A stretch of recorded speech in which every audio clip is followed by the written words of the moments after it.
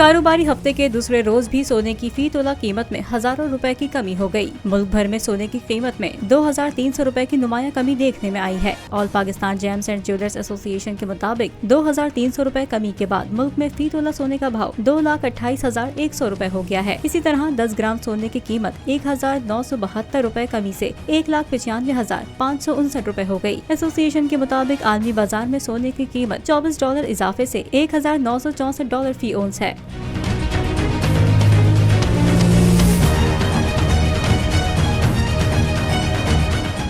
अदलो इंसाफ की बात सब करते हैं, पर हकीकत में सच के साथ निडर होके खड़े रहने की जुर्रत नजर नहीं आती।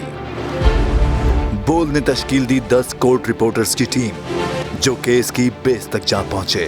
पैनल पे सफे अव्वल के legal experts, court round up, Neelam Arshad के साथ सिर्फ बोल पे।